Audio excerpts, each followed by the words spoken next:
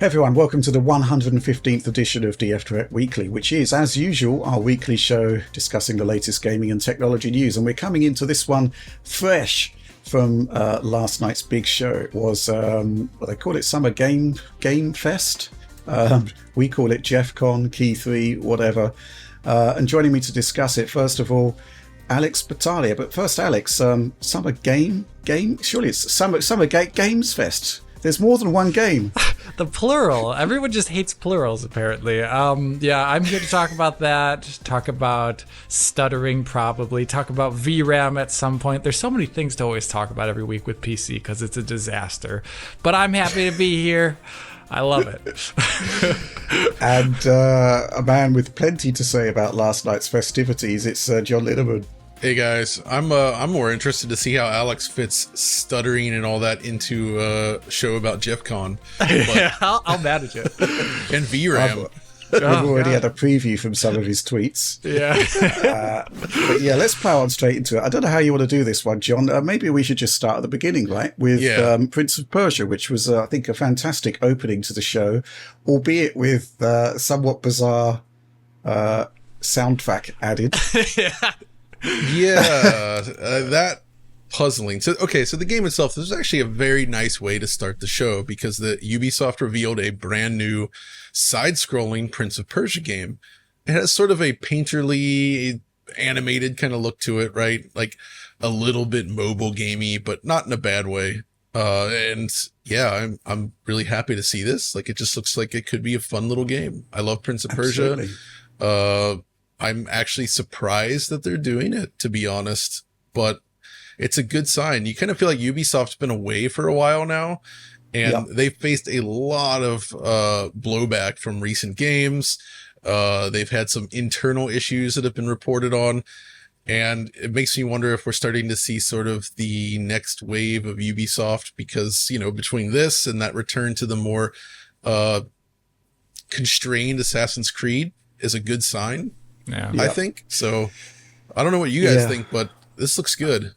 Yeah, I thought it looked pretty good. It was I was surprised to see this existing, like John, because this was taken away from the studios, I believe, in Ubisoft India. No.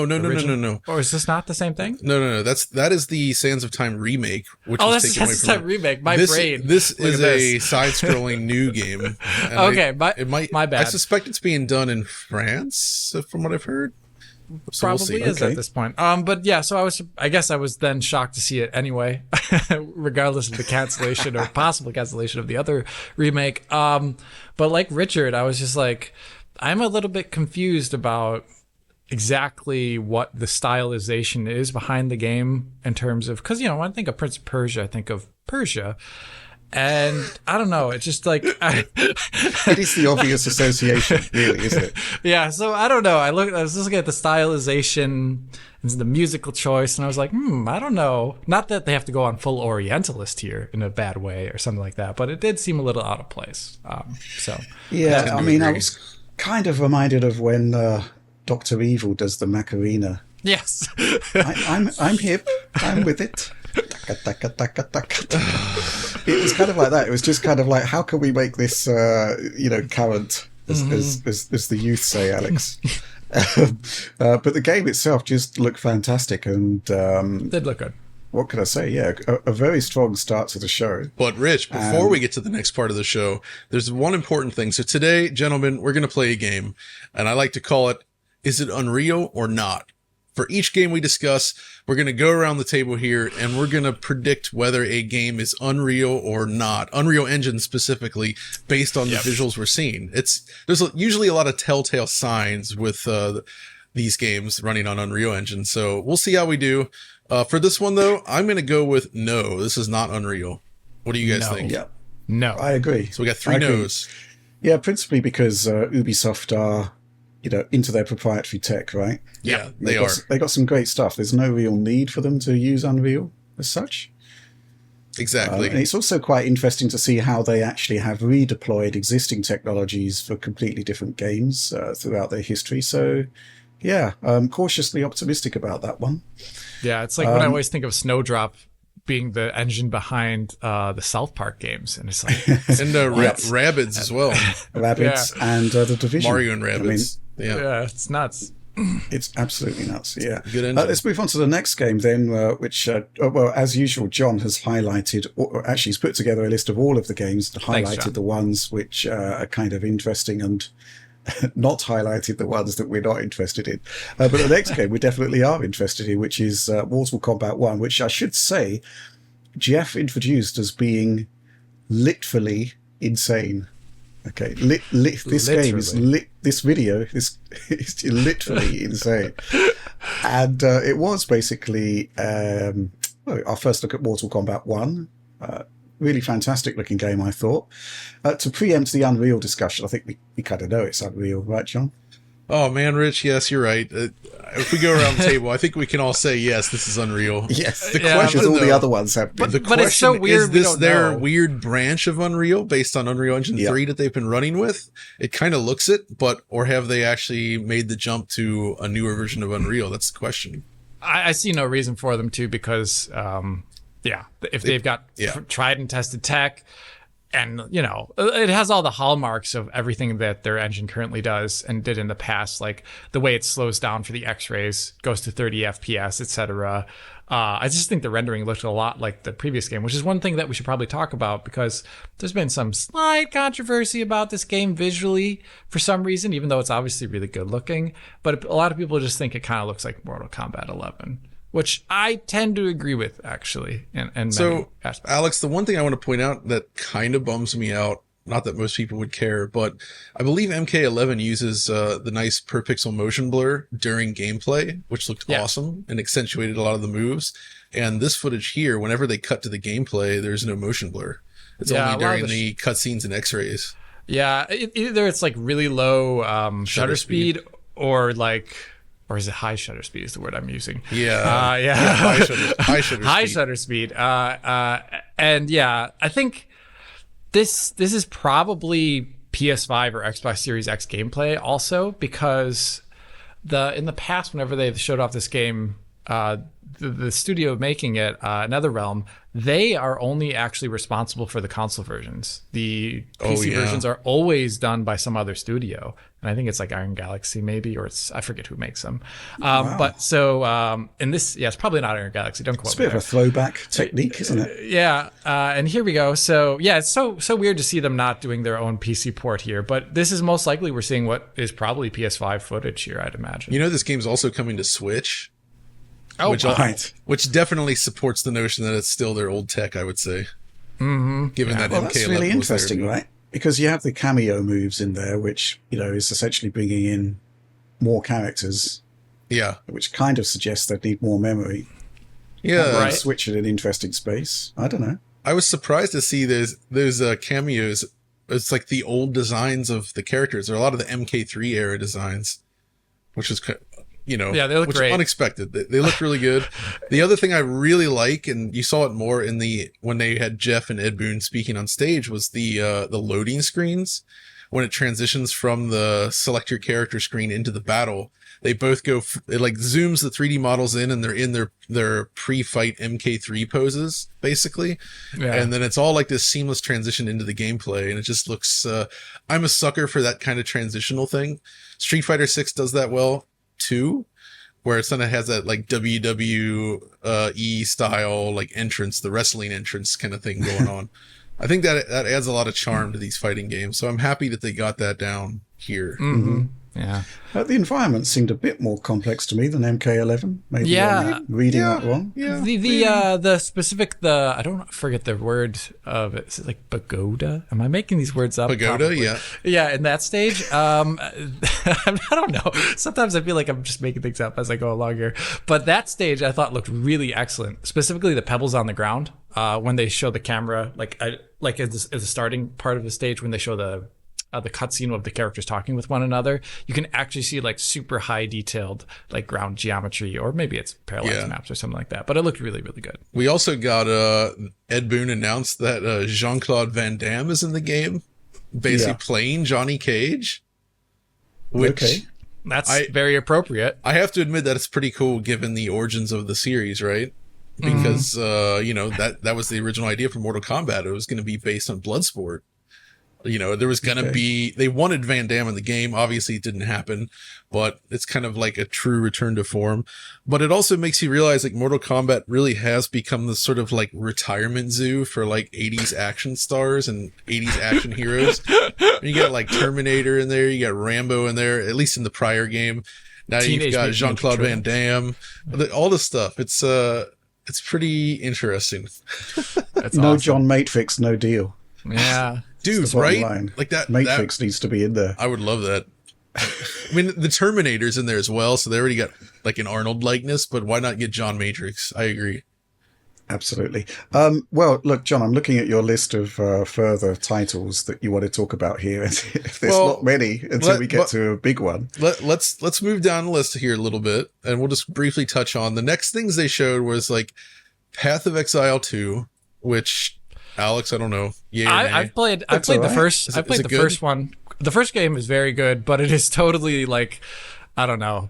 It is so hardcore. It is way more hardcore than Diablo in terms of just like building a character and things like that. But the one thing I really like about it is that since they do use their own tech in this game, and one thing that they did with the first game and they're pushing in the second game too is they use screen space GI a whole bunch for everything. But it works really well given the perspective of the camera in these types of games because there's very few things actually being occluded in like a 3D sense. So you get like you could see a lot of it in the trailer with like all the like fire and stuff and all the like electricity. You could definitely see it like bouncing around the environment a whole bunch. But other than that, yeah, it looks coming from Diablo 4, I thought this looked noticeably better visually. I thought so too, but it's a very attractive looking game. Whatever. We'll keep an eye on that. Then they announced Exoprimal Street Fighter 6 collaboration, which that was something. I mean, whatever. Well, Jeff was highly excited about the whole concept of the quote-unquote collab. The collab. And like, the crazier they got, the happier he seemed. I guess throughout the entire proceeding. Robot Ryu is something. It's a thing, all right. It is interesting though to see him in Exoprimal because like the actual rendering quality of the characters is obviously less impressive than Street Fighter 6, the dedicated fighting game. So it just looks a little bit strange, but whatever. Then yes, we're seeing it, but we're not believing it. It's the Nick Cage appearance. Like, I like Nicolas Cage, but that whole segment was baffling. Like that was so it was Dead by Daylight, is it? That's the game. There's like a Nicolas Cage expansion happening, which looks honestly terrible, but that's beside the point. The trailer had been revealed before. So this was like a pure Jeff move to get like Hollywood talent on screen or on the stage for something that's not actually interesting as a game. Yeah, no, but it's just... Well, I'll tell you what, in the age of botched plastic surgery, I was really happy that Nicolas Cage still looked like Nicolas Cage. Yes, he does. Unfortunately, the game didn't actually look much like him at all. The key art in particular, we've got to talk about the key art. It looks almost but not quite completely unlike Nicolas Cage. And then in the game itself, you get a kind of, I don't know, 7th gen console rendition of Nicolas Cage, which looks more like him than the key art, to be fair. Yeah. But basic, I think. And the animation was amazing. I feel like the character model, if you look closely at it, it kind of reminds me of Max Payne's model in Max Payne 3. Third one, yeah. You know what I mean? With all those like beard. Normal map wrinkles and the beard going on. Like it kind of has that look. Hey, but speaking of that look, do you think that's Unreal Engine, John? We forgot to do... We know Path of Exile 2 wasn't. We know Exoprimal Street Fighter wasn't. What about that game?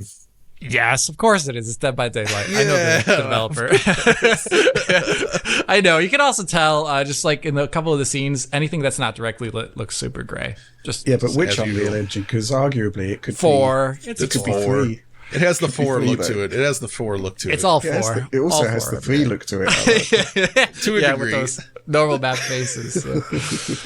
But then there was the Witcher TV show for some reason, like season 3, like whatever, like fine, but okay, another. I think this is why it's all about transmedia. Jeff is really keen on bigging up the games as a medium, and to see that kind of progression of it is actually a book.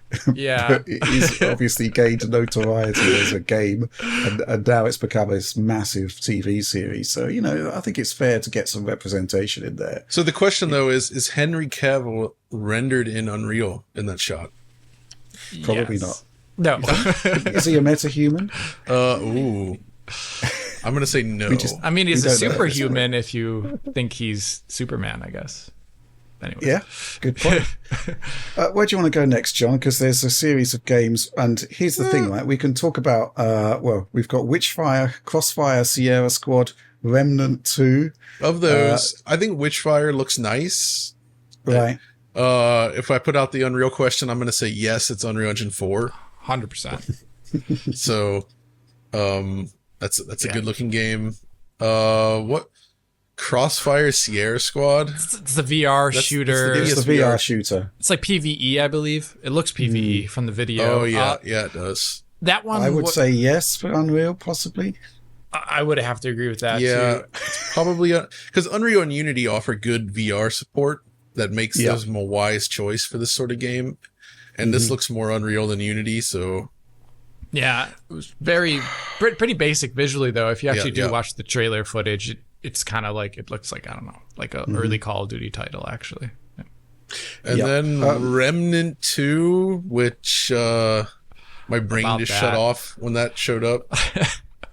That to me also... music, John? I mean, what do you think? Does that look unreal to you? I can't remember it, so I'll have to bow out of this one. It had an interesting art style, kind of. I didn't know what it was going for exactly, because it was sci-fi mixed with Western, almost. Am I the only one seeing that? No, I see it too.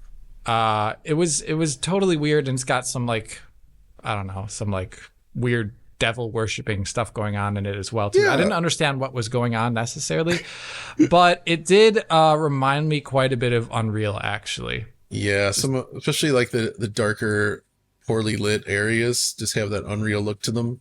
But you know, I think the art style they're going for looks all right. I mean, visually the game looks not bad. So yeah, it did look pretty good visually. The trailer though was once again one of those things where I know this is being streamed out, but I think I was a little bit disappointed to see a lot of trailers being just 30 FPS trailers. Yeah. Not even a 60 hertz container, because I really doubt some of these games would be running at 30 FPS with the visuals they were showing on the PCs that they were probably demoing a lot of them on. So that was one thing that disappointed me a bit. A lot of the trailers in the Jeff Fest were 30 FPS and 1080p, a number of them, which we'll talk about later, which makes, 1080p 30 FPS encoding on something like YouTube after the fact is sad. like, you're just seeing just macro blocks. You're barely seeing anything. This is an interesting point, right? Because I think developers and publishers need to realize that, unless your game is absolutely locked to 30 FPS, putting a game into a 30 FPS container actually generally makes it look worse. It does, Right. yeah. So just don't do that. Yeah, I'm surprised that keeps happening, to be honest. But hey, at least the next game on the list is highlighted in green. Yes, which means you liked it. And Yes. it's not surprising, as it's Sonic Superstars. Which It did was, look good, to be fair. to be fair, it did look fantastic, and I loved the presentational method for the trailer as well. I that was agree. cute. Kind of merging of the old and the new was fantastic. Cool little trailer. I'm really happy this was announced. And to me, this one, to get the Unreal question out of the way, I would say this is still Hedgehog Engine, Agreed. which I love the Hedgehog Engine. I think that's a great looking piece. They can do some amazing stuff with that tech. Just their lighting and the way that everything just kind of pops. It has a great look. The artists do a great job here, and I'm really liking what I'm seeing here. Plus, as always, I'm such a sucker for, if you have a 3D world, having the foreground be super sharp and in focus, and the background stuff's all like featured depth of field. I think that looks really, really good. That did look really good, actually. Just watching it right now, I'm actually curious to see. I didn't actually check to see what platforms it would be on, but this looks like it could be something that could also release on Switch, actually. It's on everything. Yeah, it's on everything. Yeah, it has to be on Switch because Sonic sells really well on Switch. And, Sonic Frontiers was on Switch. Compromised, I would say. But given that was also a Hedgehog Engine, I suspect this will have a better chance of looking okay on the Switch than Frontiers did. But I suspect it will also be 30 on the Switch, but we'll see. It did look fantastic, I have to admit. And I'm sure you'll be all over that one, John. I will be 100% all over that. Lies of P came up next, and there's a demo available, so you didn't have to put up with the stream quality, which was really bad, by the way. It was. You two have actually played this demo. Yep. I haven't had the chance to check it out yet. Alex, what are your thoughts on it? It's so the basic idea behind the game is that it is very much so trying to be like Bloodborne. I mean, I think they would call it out. I think visually, since it's going for like Victorian era London, just the way it looks in terms of just the way everything is, but it's based upon the story of Pinocchio. I don't know exactly how it plays into the story yet, but from what I played, it did seem like sinister. It's very dark. It's creepy, but it's also, technically it's fine enough. Playing the game, it does play a lot like Bloodborne or a Souls game, slightly faster than a Souls game. Well, I wouldn't say faster than Bloodborne. No, I wouldn't say faster than Bloodborne, but like Souls, like not Soulsborne, but Souls. And when I did start it up, I'm going to send footage to Oliver here to overlay, but like you get in the menu there. Before the menu starts, you do have a shader pre-compilation step, which was nice to see because not every developer does that with Unreal Engine games these days. They just Alex, you spoiled it before we even got. I know I'm spoiling it. We know, but yeah, it's Unreal. I'm sorry. I'm gonna already say that. And you get in the game, and the menu options are pretty fine. I ended up playing this with keyboard and mouse because I do actually kind of like playing the Souls games with keyboard and mouse, if I can. Oh. And I did notice right away that the mouse was pretty mushy feeling, but everything else was pretty fine. But the gameplay, you get into it. And I don't want to say the environment looked uninspired, but it just kind of was very single tone in color, a lot of in the environment. So I think the one thing Bloodborne did pretty well was, I don't know, it seems like there was more contrast in the visuals. Oh, I mean, that's just From Software in general just has a real, their art direction is truly second to none. Like even within the context of their somewhat questionable technology, like the art quality is just absurd. And this doesn't quite have that. And that's okay. I don't think anybody's expecting them to match From Software at their own game. But I think it looked very Unreal, which we know it is, but all those hallways, this indirect, like without any sort of direct lighting, just looked kind of, it's like that glowing kind of specular look on everything that's very gray. But I played the PS5 demo and I can at least compliment them on the fact that, one, it runs at a completely stable 60 FPS without a single dip or a hiccup in this demo. I didn't try this yet, but there is a high frame rate mode in there as well, which I'm curious to try. We'll see how that goes. But yeah, I mean, it seems solid and it could be a fun time. I mean, it's, it's not pushing any boundaries, but not everything needs to. Yeah. And I think the one thing on PC that I didn't notice, there was at least 2 shader compilation starters, which did disappoint me because they have a pre-compilation step and it was in the first 15 minutes, but it's like, okay, I've definitely seen way worse on PC before, for sure. But, some other technical highlights is they do include FSR2, DLSS. Oh, nice. They even had Fidelity Effects CACAO as an option. I didn't check to see if it looked that much Cacao different. is Caca. Yeah, Cacao is Caca, based on what we've seen before. But it was just interesting to see the demo being out for us to play it, which I do, say what you will about the game, but it's great to release a game demo. So bravo. Well, that's an interesting question, right? Because I'm looking over this list and there's a lot of, even though I watched the thing last night, there's a lot of stuff I just don't remember. And the reason why is because, you've got a set amount of time for the show and then you just, seemingly trying to cram in as much as possible. The human brain cannot hold on to that level of information. So how do you differentiate yourself? If you actually put out a playable slice of the game at the same time, that is an attention grabber. Oh, yeah. And, it actually, the trailer actually becomes something meaningful there. It's a call to action to grab the demo, to experience it for yourself. So in that respect, I'm kind of curious if we'd still be devoting this amount of time talking about the game if there wasn't the demo. We'd have just skipped on to the next. Oh yeah, for sure. Although we would have said it's Unreal Engine and moved on. Rich, given its title, Lies of P, I think it would have been an even smarter marketing move if they said there's a demo available right now, and then nobody could find the demo because it wasn't. Because it was a lie. Yes. One last comment about it that I didn't like about the demo was actually the loading times after death. I also captured that at the end where I just purposely died.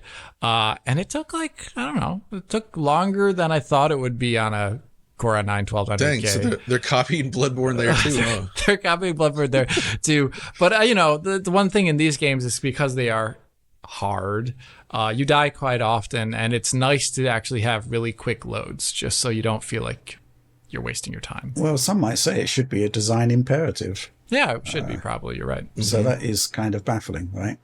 Let's move on to Sandland. John has highlighted this on the sheet as Dragon Quest Borderlands.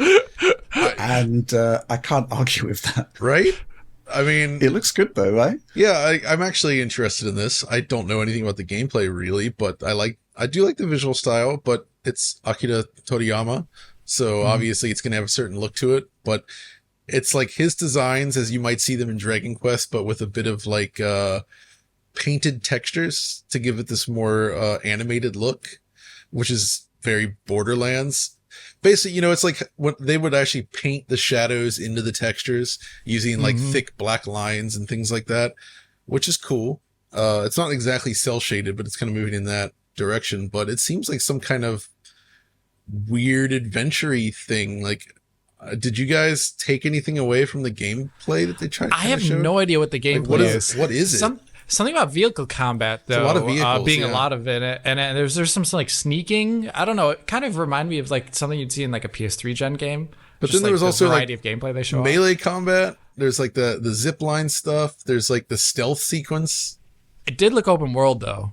Yeah, probably it's probably open world. Yeah, but the big question here is, gentlemen, is it Unreal or not? Yes, I'm going to say yes. 100%. Okay, we're all on that page. Yeah, it's extremely Unreal. Unreal Engine 4 specifically, I would say. Oh yeah, I saw like they show the rocks in the background in the shadow, and it's just like straight up SSAO. It's just like Well, spoilers. I'm looking at the end credits on the trailer, and it does have Unreal Engine listed. There we go. There we go. Simple. So, yes, vindication for the panel there. So look, I'm looking at the continuing list of games here, and again, I'm kind of drawing a blank on most of them. Throne and Liberty, you've noted here, it looks like a fake game somehow. I mean, I don't know. Click on that trailer and watch. Like, it looks perfectly fine, but there's just something about it. It just looks like generic fantasy game thing that probably has MMO element. I don't know. Maybe not. I can't say. But there's just something about it that looks uninspired. Even though visually speaking, it's not bad. Yeah. There seem to be bits in it which could pass for real time, and then there's clearly bits that are not. Yeah, I noticed that as well. It's and I guess that's a problem with the whole thing in general, is that once again, no transparency on what you're actually seeing. And I'm going to highlight this again. When somebody else puts in the effort to make a properly real-time slice of gameplay or trailer, and then they've got to compete in the same space as somebody that's just pre-rendered the whole thing, I'd say that's immensely unfair to the audience and to the creators who actually put the effort in to show the actual game. Yeah, I agree. But again, though, the question arises: Is it Unreal or not? This one's hard. I'm going to say yes. I'm also going to say it's Unreal Engine 4 is my guess. I mean, there's some shots in there that really look it, but it's also Amazon published, right? Oh, right. So they do have their own Lumberyard. engine. Yeah, Amazon's got Lumberyard, but at the same time, I don't know, Lumberyard also has a look usually. But this is also NCSoft related, right? Oh yeah, NCSoft has done a ton of Unreal Engine titles, haven't they? So yeah. Okay, let's just say it's Unreal. Okay, I looked at the end of the trailer and it doesn't mention Epic or Unreal that I could see. Yeah, so we'll have to wait and I'm see. so but I sorry. still think it looks like Unreal. We'll find out. We'll find out. Where do you want to go next, John? There's a ton of stuff here which I have no particular interest in. I guess we discussing. don't need to go through it. I mean, there was Warhaven, which was something, this party animals, which that was a horrendous trailer. I'm sorry, guys. Like, we're not the audience, so I feel bad saying that, but it's clearly, it's something. Crash Team Rumble. That looks like Unreal to me.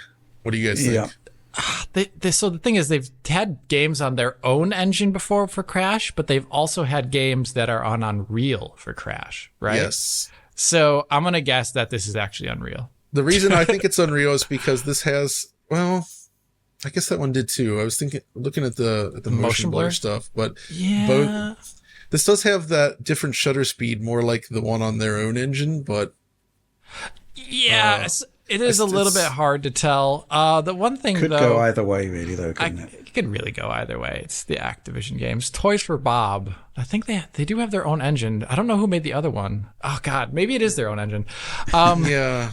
But the one thing is, I'm actually very curious about how you all feel about Crash as a character. Like, are you interested or invested in Crash as a character? I mean, like a loaded question. I mean, well, it's because like I always think of when I think about mascot platformers back in the day. I'm gonna be honest, I rarely think of Crash. I mean, I think the original Naughty Dog games were pretty good gameplay wise, but I actually never liked the character. Yeah, that's He's what I just mean. kind of dumb. Like, it's just a stupid design. I'm sorry, Crash fans. I really don't like the design. I think it looks kind of ugly, and I always hated the music in this games as well. And my gosh, the music is a thing. Yeah, which is a shame. But the remasters / remakes did really, really well. So I suspect that a lot of people really like Crash. Mm-hmm. That's true. I don't know whether there's been a law of diminishing returns since then. I don't know. So I was hugely enthralled by the game. No, whatever. So let's put up final hands. Unreal Engine. I'm putting my hand up. I think it's Unreal. I'm gonna say no just because Toys for All right. Bob. Rich? Yeah, I'm going with no for this one. But we're gonna be wrong. Just watch it. I don't know. I really don't know. I'm only saying that because Crash 4 was Unreal. Yeah, you're probably right, John. So I'm just taking a stab that they would continue with Unreal, but we'll see. Yeah. Okay. What do we got Alan here? Wake 2 is the next game on the roster, which was fantastic. We had a kind of enigmatic conversation with Sam Lake, who I thought it was quite remarkable. He just didn't seem to want to answer Jeff's questions. That's good. Which I thought was great. And then we got a very, very, very small slice of gameplay.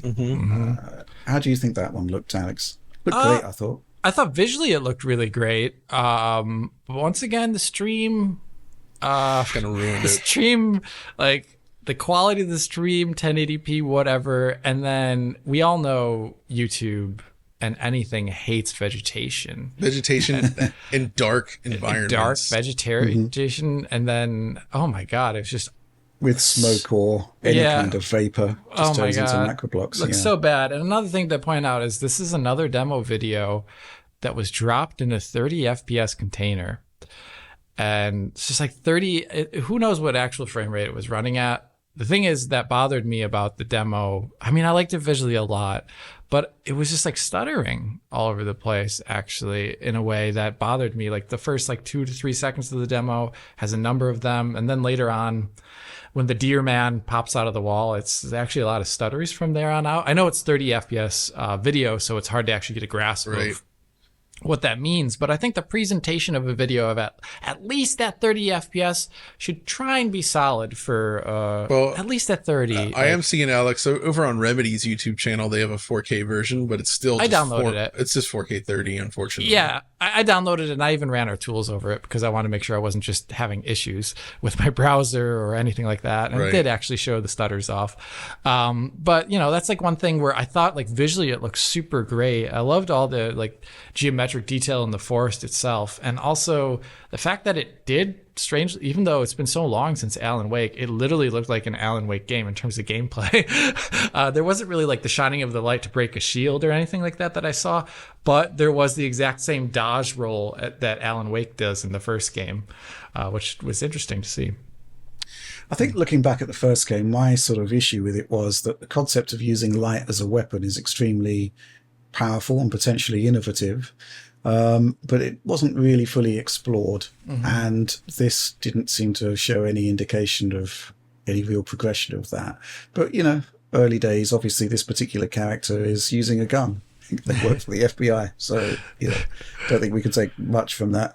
Was also a bit anticlimactic when the enemy went down. I was expecting it to come back up again and in a more evolved form or something, because it just sort of lay there and that was the end of it.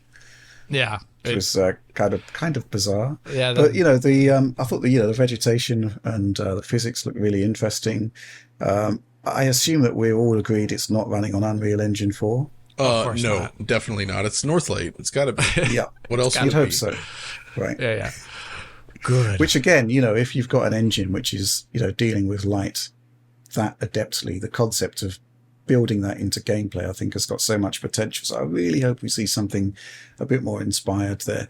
But yes, as you noted on the sheet here, John, very short demo, but looks super promising! Exclamation point. Heck yeah. We'll all agree with that. Yeah. Yeah, and I think the same thing goes for the next game which came up, which I won't. It's full of expletives, your comment here, but they're good ones, John. Yeah. Space Marine 2 was looking, well, I think performance was looking a bit off, but the concept and the content was looking pretty phenomenal. My goodness, yeah. Like, so, Warhammer, the original Space Marine, right? The PS3 generation, 360 generation, that was the generation of the Space Marine. Gears of War was huge, but then they dropped Warhammer 40K Space Marine, and it was, obviously being the original Space Marines, there was not really a focus on cover shooting because they don't need that. They just kind of walk into battle and just kill dudes. That's what they do. So I always liked that original, but you could tell it felt like kind of a third-person shooter of that era, but with a relatively medium to low budget. This, however, looks like, hey, let's do this with a much larger budget and see what we can accomplish. And I'm loving the visual quality here. Like the original definitely had a lot of repetition in the environment design, which did drag it down a little bit, where this looks to have some truly spectacular set pieces, just amazing looking map design. They're focusing on lots of enemies on screen at once. It's got great motion blur in action. The whole thing just looks super nice and beautiful, aside from the performance, which, still a little rough. Yeah. Regarding the Unreal question though, what do you guys think? Because this doesn't. I think it's like their own tech. This does not look like Unreal to me. No, I don't think it does. Unless it was Unreal 5, but but I don't think it's that either. No, I think this is actually their own tech. I think this is made by Saber. Right. Saber, one of the Sabers are making this. Let's just say if it turns out we're wrong and it is Unreal Engine, then they have successfully made it a beautiful Unreal Engine game that doesn't look typical. Like Unreal. Doesn't look like Unreal, yes. Yeah, so I think the cool things about this trailer were mainly really capturing the vibe of the universe pretty well. That's not easy to do because, I think Games Workshop gives out the license to anyone these days. I could probably make a Warhammer game if they wanted to. And that was really well done. And I thought the amount of bad guys, Tyranids just everywhere, just like reminded me a lot of, I don't know, kind of like, what do they call those games? Those Japanese games, the Fire Emblem ones where there's tons of enemies in them, John. Fire Emblem ones. Is it Fire Emblem? You mean Muso the Muso games? Shin Sangoku Muso? Yeah, those type of games. It's like where there's so many dudes in the background. Dynasty Warriors, Dynasty Warriors, style of game. It's like a lot of that, but obviously in the context of you being a Space Marine. So you have like a lot of ranged combat here. I think it looks good. I'm interested to see it when it comes out, obviously. Mm-hmm. Yeah, I'm all over that one. Can't wait. Absolutely. So we kind of moved into the sort of mid-show malaise, yes, you could call it. It happens at every Geoffcon where, basically there just seems to be sort of a collection of random stuff inserted at the midpoint, which is usually the point where I check out and then come back the following morning just to see the highlights. And I don't really know what to say about this. I guess Yes, Your Grace was looking quite interesting. Yeah, that one, it has sort of a nice... My first impression was that it reminded me of Super Brothers Sword and Sorcery, was it? So, remember yeah, that? that's very... Where it has that John. kind of like cool looking pixel art design that's very... it leaves a lot to your imagination, but it's very, very sleekly done. But they kind of integrate that into a 3D world. So it's a little bit like the HD 2D stuff that Square's done. Mm-hmm. But even more stylized, I would say. And just the quality of the animation frames and this weird combination, it looks really, really good, I would say. I'm a big fan of the visual design. Yeah, Absolutely. look good. And I'm not even sure it could be Unreal. I think it is. It's probably... I think it is. Yeah, there's SSR in the trailer, to say the least. And I would think Unity games tend to not actually have SSR. That are published. That's a good point. So, and that's the thing that you can basically not turn off in Unreal. So I actually do, and I think the bloom. I think this actually, yeah, and the way the depth of field works with the foreground and background looks okay. I mean, I'd like to be wrong, but I think I'm going to mark that one down on the sheet in pink for Unreal. we'll assemble the tally at the end here. Amazing, John. Yeah, next up, John Carpenter's Toxic Commando. Unreal as heck. You've put down here, John. I think so. I don't really know. Yeah, I mean, interesting combination. It was another one of Jeff's crazy collabs. I mean, I would like to think that John Carp, based on how he directs films, I would like to think that he is the singular developer working on this. He's done all the modeling, all the programming, the music, everything, but that's probably not the engine. No, not the engine. That's probably not the case. I mean, oh my God. Yeah, this is definitely Unreal. But sorry to spoil. This is definitely Unreal. One thing that I'm very confused about is like what exactly John Carpenter is doing on this project. Yeah. Because he's worked with games before. Apparently did a soundtrack to a game in the 90s. And he directed the cutscenes to Fear 3, which is totally weird. In this game, this is more like Ghosts of Mars in terms of style, which is not a good movie. I don't know. I'm very curious. It did seem like Ghost of Mars to me, which I don't know. It's like take it or leave it. Okay. I would say that it looks pretty good. I don't think it's bad looking or anything. I'm very curious to see what it becomes and if they can actually pull it off. I'm a little tired of zombie stuff, but at least this kind of has a more frenetic energy to it. Stuff's kind of faster. It looks kind of silly. I mean, I don't know about the music choice, but the actual gameplay stuff maybe is fun unless it's just like pure 4-player co-op stuff, but it looks a little different than that given the scale. Yeah, I did like the ground deformation as well from like the vehicles going through the environment, which is something you see mainly in simulation games usually, not so much a focus on it in like first-person shooters. So that was pretty cool, actually. Watching the trailer again, though, I wonder, do you think this could be Unreal Engine 5 even? Because there's things about it that make me wonder if it is. I mean, it could be. It would explain some of the frame rate stuff we saw there for a little bit. Yeah, exactly. It could very well be. Yeah. All right, I'll mark that down on the list anyway. It's at least Unreal Engine 4, but possibly 5. Nice. Next up, what do we got here, Rich?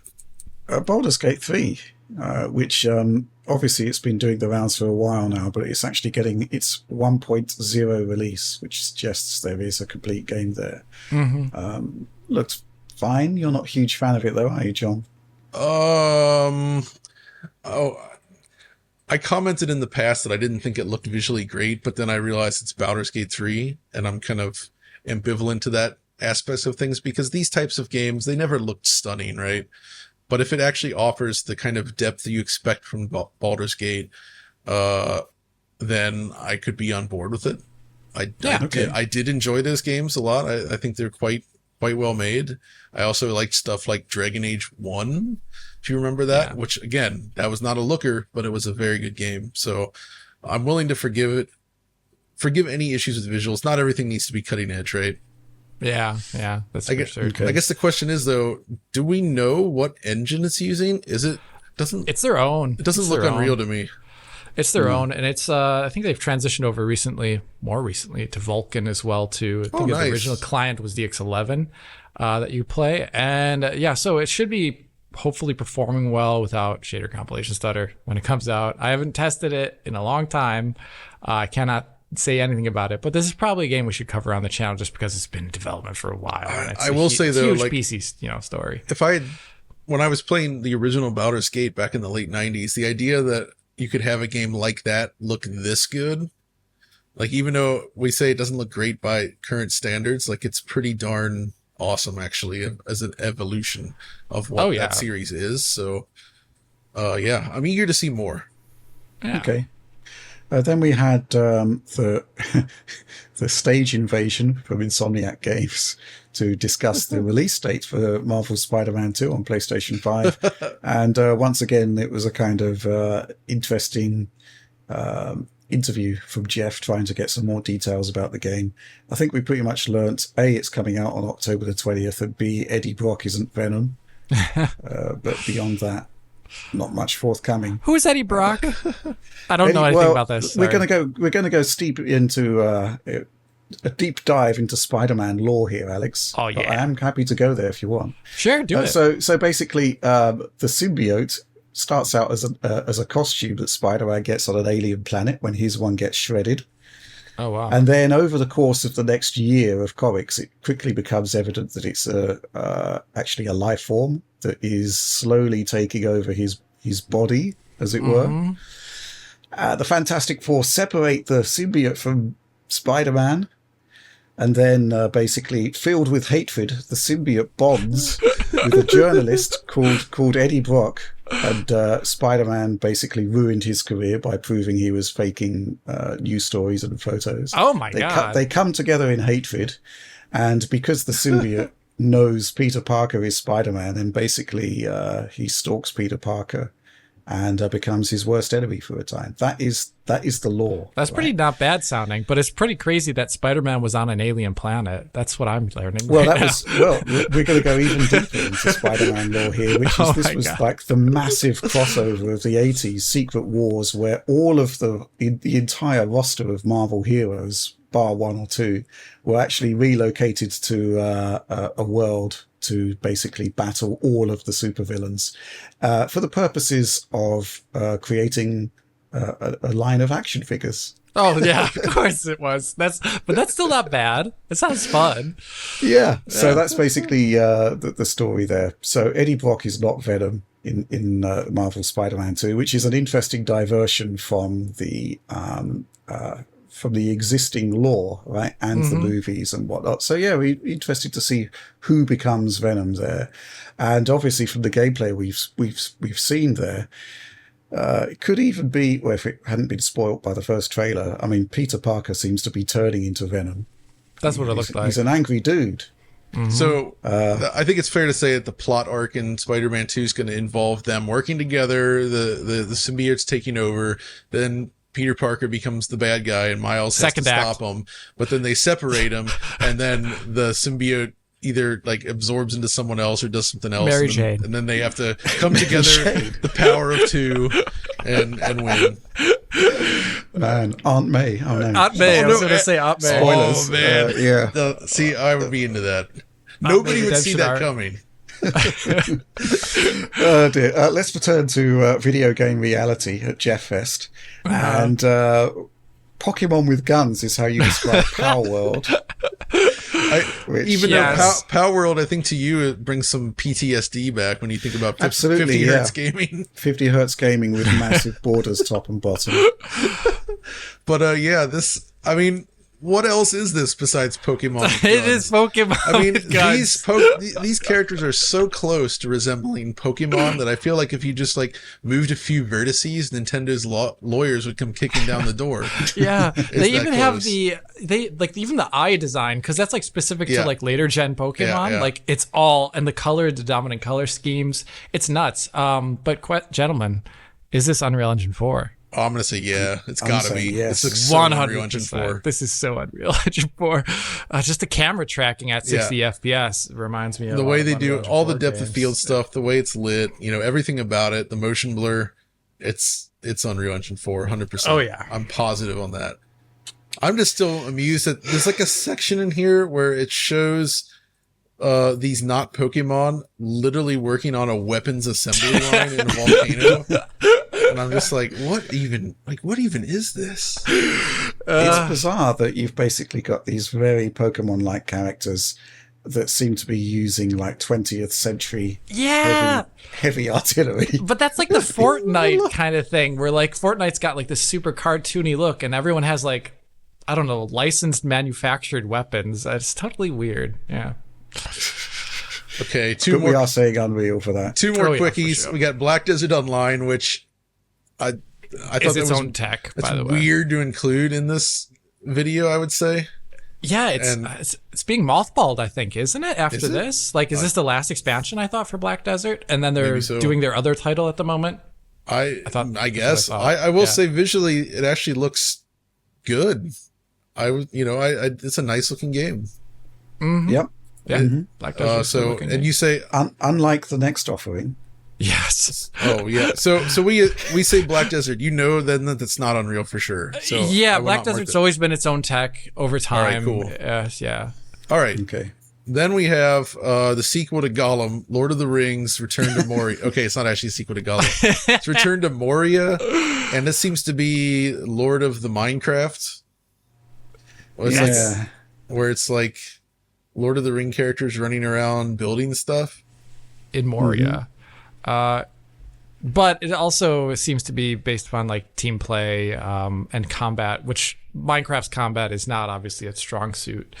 So I don't know exactly what the gameplay loop is. But in this case, I'm actually not sure if it's Unreal Engine. Yeah, I know. Because visually, I mean, maybe, but they don't have like the stock motion blur going. That was the thing that Exactly. surprised me. I'm not seeing the stock motion blur, depth of field, and there's aspects of it.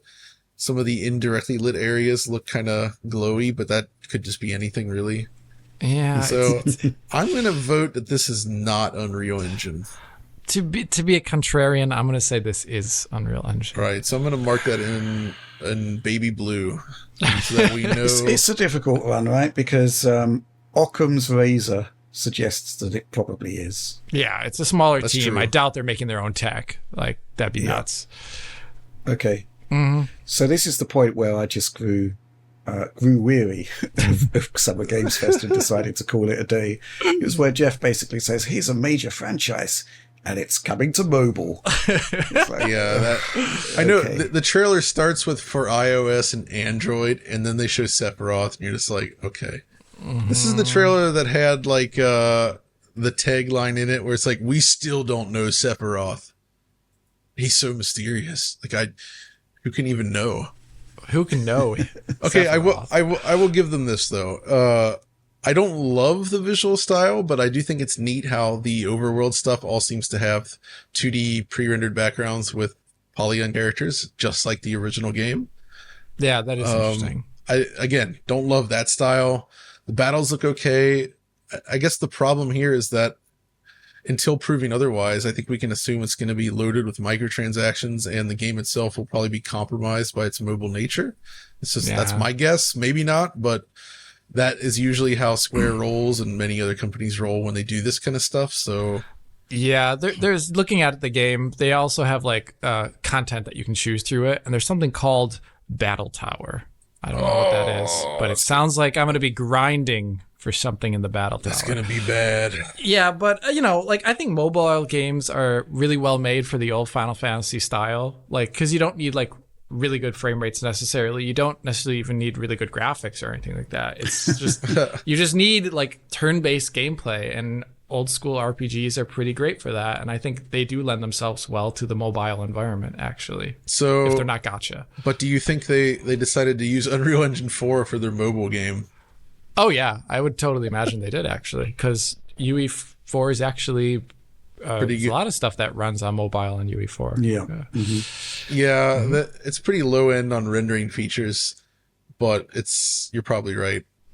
I would not be surprised. Yeah. I'll mark that down as one that we think is probably Unreal then. So that gets hot pink.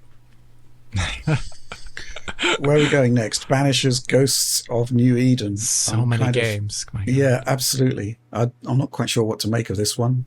This is the Combat. Don't Nod game, right? Oh, is this Don't Nod? Yeah. Don't Nod. Okay. Those guys, I like their stuff. Yeah, and they showed this off originally, I want to say was it a year ago for the first time? And they showed it off very briefly. It had to do with ghosts. A lot of ghosts, and someone dies, and then they accompany you through the journey, or vice versa. And this is cool from them because they don't tend to do actually like action-oriented combat games recently, right? Their last game was... they did Vampire. Oh, I forgot about Vampire. My bad. No, see, I forgot about Vampire. Yeah. Never mind. I think it looks really nice. I just don't think it should have... It really got any kind of ironically focus when it's surrounded by so many different games, when something that looks like this, it's just not a good fit for something this about the character rendering though actually reminds me of the Order 1886 in a positive way. I guess it's the main character's coat, well, one of the main characters, with that sort of like that blue cloth, and it has a similar color grading, I suppose. Yeah, I'm gonna guess that this is Unreal Engine given their track record. Because Vampire was Unreal. I forgot about Vampire, but yeah, I think all their games were Unreal. Probably. The definitely first know that game was. Remember Me was Unreal Engine 3, but then I think after that they switched to 4 for Life is Strange. I think so. There was a Unity Life is Strange game, but that was made by a different team. So I forgot about that. I'm guessing that this is Unreal Engine, possibly even 5. Should I mark it down as Unreal Engine? Oh yeah, I feel comfortable with that. Balance of probabilities, yeah. Which leads us on to the next title, Like a Dragon Gaiden, the man who erased his name, which I thought looked really, really interesting. Pretty good name. Yeah. Yeah. And obviously we're in the situation where the developer has transitioned for one of its titles to Unreal Engine, away from a proprietary engine. I'm curious what you make of this one, John. I mean, as a big fan of the series, the game itself interests me greatly. I'm very curious to see where it goes. And it also, they're kind of going back to the old school Yakuza style combat, so that's nice to see. Based on in terms of whether it's Unreal Engine or not, based on some of the post-processing stuff and the motion blur in certain scenes, I'm going to guess that this is probably also Unreal Engine.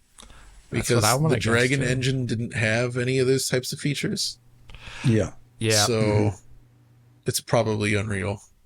Yeah, okay. I guess that too. I'm excited to see this game as well too. I think the series is cool, and they make so many games. I'm just genuinely shocked at how many games they make. How do they do that? I have no idea at this point. How they do. Yeah, I know. And also switching up the combat between the series.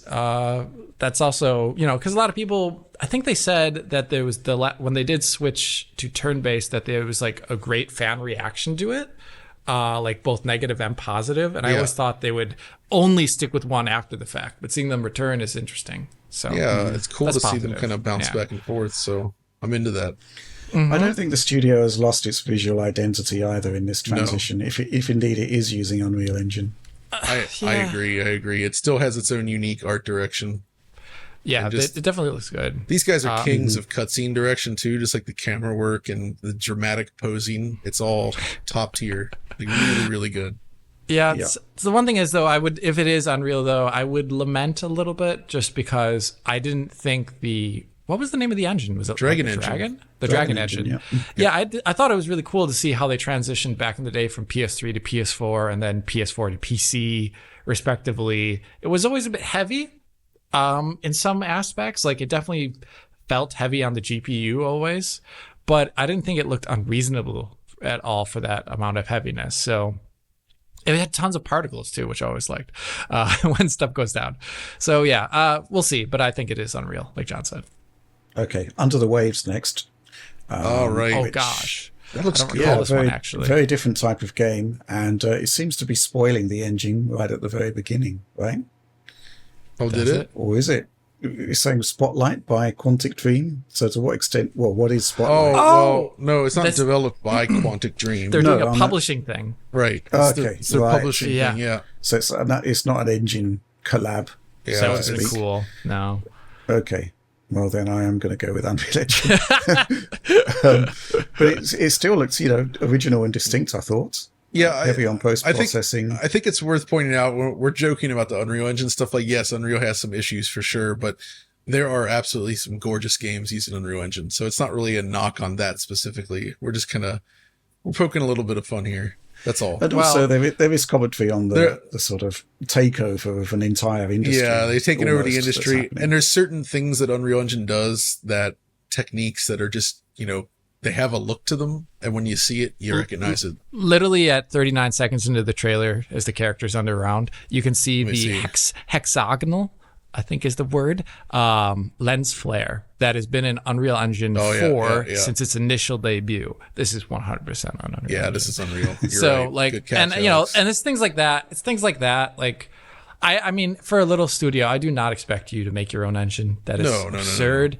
Absolutely But not. when we look at this entire thing, and we've just said Unreal to almost every single title here, it is actually pretty sad to me because I really do love custom tech, and there's just things that we come to expect with Unreal at times, where especially on the PC front, where I just want to shake my head all day about all the issues that Unreal has on PC. So it's good stuff, but the chance of like the bad stuff also being in there at the same time, at least for me as a PC player, is extremely high. So that's why I'm not happy when everything's Unreal. I agree. Yeah. Okay. Yeah. No real surprises with the next stuff was Call of Duty. Yeah. Obviously, it's Warzone. It's its own thing. Has a massive installed fan base. It's not really our cup of tea, really. Nah, not really impressive technology, mind you. The IW9 engine, I think, at this point. Mm-hmm. But yeah, it is what it is. There's also Call of Duty Mobile. I've got to bring you up on this whole pronunciation of mobile. There's an I in it. Yeah, I know, and an E at the end. Yes, it's not BUL. I don't know. I'm kind of at a loss for the next stuff. John, do you want to take it away? Sure. Fae Farm. I mean, that I'm not in. I mean, well, that was actually Fae Farm was shown after Jeff came out. Was like, yeah, I did a partnership with Porsche, and they're probably going to give me one. And then, no, I don't know. And then they're like, here's some Xboxes that you can't buy in Porsche colors, but you can win them.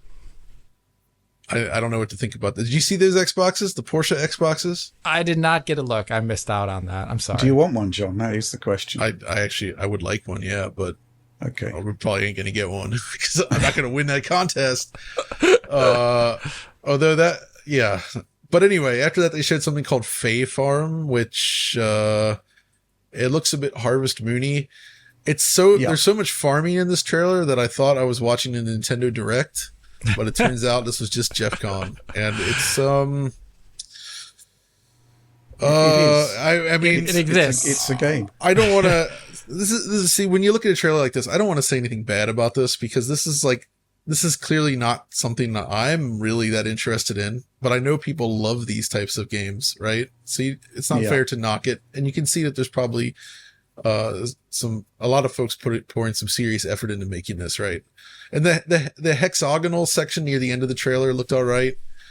But as for the big question, guys, what do you think? Unreal Engine 100%, or not? Okay. 100%. I agree. Yeah, this looks extremely Unreal Engine. Yeah. But we were followed up with that. wait. I can actually confirm that. I just clicked to the end of the trailer. It actually does say Unreal Engine. So, well, there you go. So that's spoiled, but we got that one was right. Yes. Okay, fair enough. And then we had another onstage invasion from Ben Brode, who's the kind of creative director, I think, of Marvel Snap. Yeah. Extremely excited about some new cards. Extremely excited to the point where Jeff seemed almost intimidated by the energy. It's the first time I've seen that. Yeah. Like Jeff didn't know how to handle it. He was just like, backing up a little bit. Yeah. There's some new cards for Marvel Snap. Yeah, a lot of people like it. It's not our cup of tea, but I'm sure it'll go down well. Card games are fine. I mean, but these are this is a mobile card game, right? So it probably has a lot of pay to win elements in regards to how often you have to buy a new that is the complaint I've seen on Twitter. Yeah. I mean, I know people love this game, but man, I just feel like these types of games are almost designed to decouple your soul from your body somehow. It's just. Okay, that's just it's about out of body experiences, I guess. Yeah. So is Marvel Snap Unreal Engine or not? I don't know. It's 2D primarily. I don't know. So it could be. I don't think so. Actually, it's probably not. Yeah. Mm-hmm.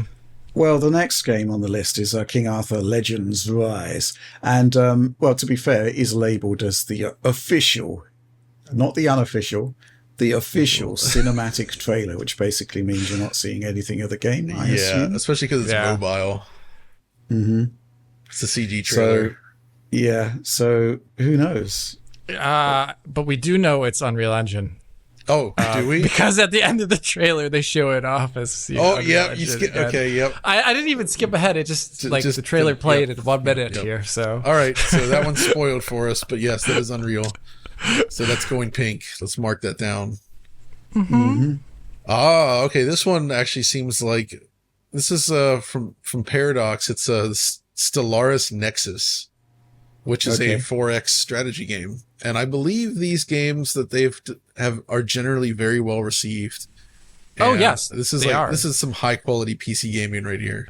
Yeah, this totally is, and I'm actually almost a little surprised that it was at the conference because it is such a PC style game. Oh yeah, this is stuff that just doesn't translate to controllers. So pretty cool. I haven't played actually a recent game from Paradox in a while because with all the work and everything I do, I just don't have a lot of time to always sit chill with a really dedicated long-term strategy game. But this will be great, and I actually think Paradox usually does run their own tech. This doesn't. I mean.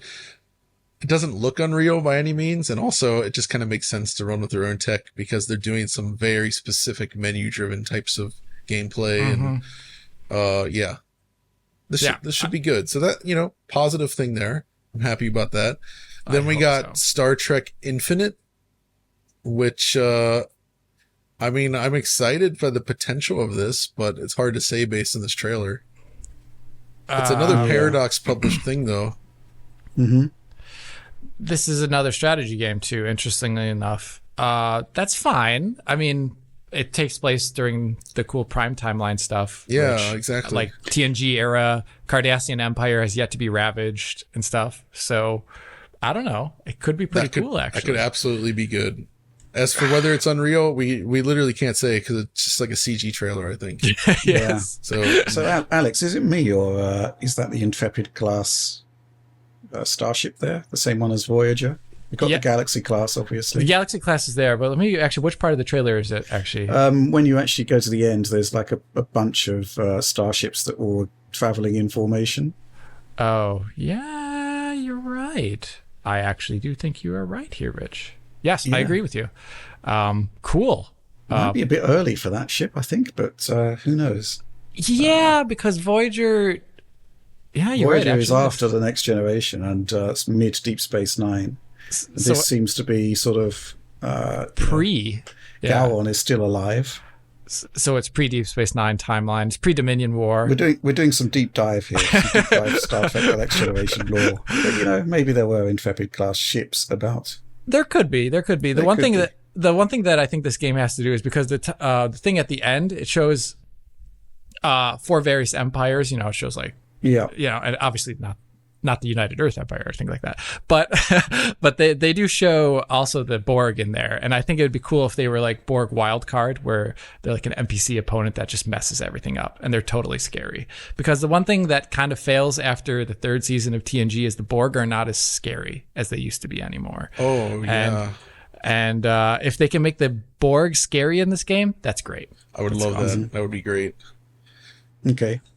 So we can't make a call on engine for that because Nope. it's not really any evidence exactly to go on.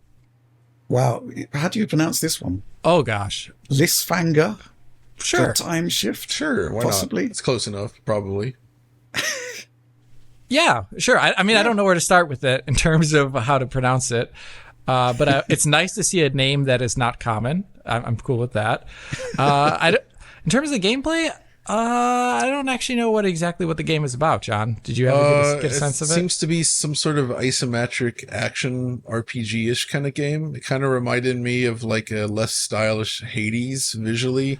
Yeah, that's a good point. You know, or also those isometric Tomb Raider games. You remember those?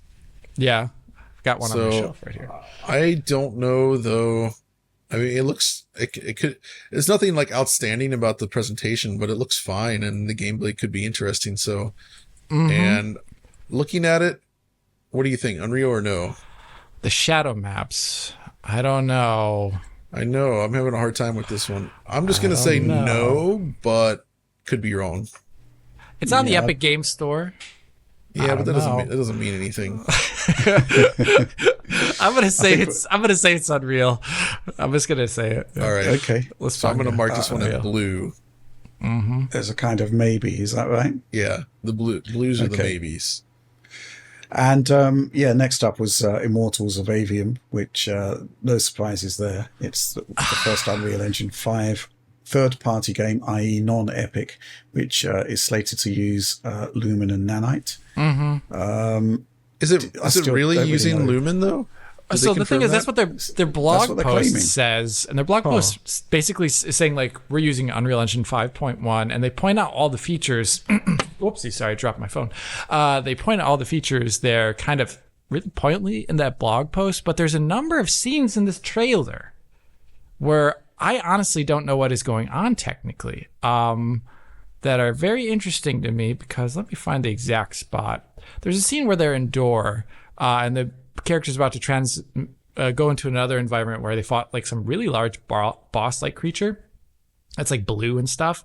And the door before he enters it, that area doesn't look like an area to me right before the door opens that is being lit by Lumen, let alone Lumen Reflections or Lumen Global Illumination. So I'll be curious to see what happens when this game comes out, exactly how it fits into the UE5 portfolio. But based on that blog post, it does seem like they're using those things. But some of the hallmarks of visuals that I would have expected are not there. Interesting and curious. And Indeed. We're really interested in going hands-on with this one. Not too long to wait, though. No. We're kind of approaching the end of Geoffcon at this point. Obviously, we had two Fortnite trailers. Yep. And what do you guys think? Unreal Engine or not? I don't know about this one, John. Well, I don't know. 50-50. Yeah. It's probably Unreal. Probably, yeah. Balance of probabilities. Yes, really at this point. And we finished up with Final Fantasy VII Rebirth, which was the grand crescendo of Geoffcon 2023. First time we've actually seen gameplay. Well, the engine side of things isn't really up for debate at this point. I'm curious what you thought about the content there, John. I am extremely excited for this. Although it is funny that they begin with that newscast where it's like, oh no, Barrett and Tifa and Eris and Red 13 are all dead. Yeah. They're like rolling them on like hospital carts into some trucks. Alternate timeline, John. I know. I mean, that was the whole thing with the story of the original, I know, or of the last one. But yeah, I'm really happy to see more of this. I love Final Fantasy VII Remake, so I'm excited for this. Of course, it is interesting to see them now showcase these large outdoor environments, which the original, I say original, but the remake, I guess, did not feature really anything like that because it was all set within Midgar. So this is forcing them to go outside of that. And it's kind of smart that first one was targeting PS4 with those kind of visuals. And now that they're on PS5, it's probably a little bit more feasible for them to target this type of world. The question I have is, I don't know if this is Unreal Engine 4 or 5. I was assuming it's 5. Oh, it's 4. It's you think totally so? Oh yeah. I mean, the one thing I want to criticize about this is the trailer being launched at 1080p 30. Yeah, that's bad. Or basically was. The stream was 60 obviously a container, but the trailer's 30 FPS, 1080p, so Yeah. it's so hard to see much in it. But the one aspect that kind of gives it away for me is like they're approaching that farmstead at the one part, and just looking at the indirect lighting on the backside of the chimney there. Like with a harsh daylight, you would expect Unreal Engine 5's Lumen to give that some other tone other than blue sky color. Yeah. Because it would be bouncing off the ground. Again, though, as we know now, I mean, obviously you can build an Unreal Engine 5 game without using those features, right? Very true. So yeah, I'm talking about the features there. I'm not, maybe they did upgrade to Unreal Engine 5, but don't use Lumen. Exactly. But I Totally still think doable. it's a very handsome looking game, like the original. I think it'll be very well received. My only real complaint with it is the fact that I think it's kind of crap for them to show this like right before the release of Final Fantasy 16. You know what I mean? It's like, yeah, here's a new mainline entry coming out, and then they're going to show this trailer, and it just feels like stepping on the hype of that game. I agree. I think they could have just waited a tiny bit to show this right off. Like just this is a big enough thing that it could have had its own event too. Like they didn't need to do it now. And I mean, and Final Fantasy 16 has some really good trailers. I mean, I think visually based on those trailers, 16 kind of looks a little bit better than this, but you know, we'll have to see, of course, when that actually comes out. But I'm interested in this either way. I mean, it does look beautiful. I'm no doubt it'll be a quality game. Just hope for better from the PC version. Something that which caught my eye at the very end there, John, which will be music to your ears or happiness to your eyeballs, as it was presented as text. There was the announcement that it's going to be on 2 Blu-ray discs. That's kind of funny because the PS4 version of 7 Remake was also already on 2 discs. Okay. So it's like, okay, they're doing it again. But of course, the PS5 version of 7 Remake was 1 because they upgraded to 100 gigabyte discs. But this doesn't surprise me that much given like Unreal Engine 4 and, well, Unreal Engine 4 games, they're usually, the big ones do tend to fall in around 100 gigabytes or more, right? Right. Like go look at the install size for like Gears 5. It's I feel like it's now. 125 gigs now, maybe more. Yep. It's huge. It is vast. It's so big. So that's just kind of par for the course for these big Unreal projects. So I'm not surprised at all. But it is, I mean, I'm happy because 7 Remake didn't have a patch for like a year. 16 is launching with no patch. I assume that whatever launches with 7 Rebirth will be a complete polished game, hopefully. I hope they have an homage to the quote unquote door from Final Fantasy VII Remake though. That would be great. Like if Cloud recognizes, he's like, oh, it's my old apartment door, and it's like the low res texture on there, sitting out in a dump somewhere. That would be great. The dump, yeah. They raid his house. But all right, gentlemen, we've reached the end of this thing. I do want to quickly say one thing that wasn't shown here that was like weirdly secretly announced somewhere in between was Shadows of the Damned is getting a remake. Or like That's a remaster. Yeah. That's Unreal Engine 3. So I love that game though. So I'm curious to see. But here's the final tally on this. And before I read it off, I do want to say I was looking up something else and I came across a blurb about John Carpenter's Toxic Commando. And apparently that actually uses Saber's Swarm engine. So even though it looks very Unreal, we got that one wrong. So good. I like being wrong. I'm going to mark that one. And I'm going to reset that. But here's the ones that we still think are Unreal Engine. There's one more. Let me just count them first. 1, 2, 3, 4, 5, 6, 7, 8, 9, 10, 11, 12, 13, 14, 15, 16, 17, 18, 19, 20 games where we all believed it was Unreal Engine. And then there is 1, 2. There's 39 entries here. There's 3 games that we were split on as to whether it was Unreal or not. So 20 games we think are Unreal Engine based. And I'm curious to see if that's going to prove accurate. But that's what we've done. I think that's how many Unity do we think? We said 0. I mean, stuff like Marvel Snap or Party Animals could be Unity, maybe. Like we don't know, but it's interesting that what was once a 2-horse race is no longer Unity Right. just seems to have That's kind the of faded takeaway away. from here, right? Like Unity just kind of fell off a cliff. Like even indie developers seem to be utilizing it less and less, which, we've had some Yeah. complaints with Unity, but I'm a little sad to see that because there was some real potential there. And there are some great looking Unity games out there. I think even, what is it? It's, Which one? okay. So there was the Oddworld Soulstorm, right? Oh, that's Yeah. a good one. Which was, that was pretty good. And then I was using HDRP, and then there's Lego. Lego. Oh my gosh, I forget the name of it. The really good Lego game with cool ray tracing implementation. Story Builder Adventure or something.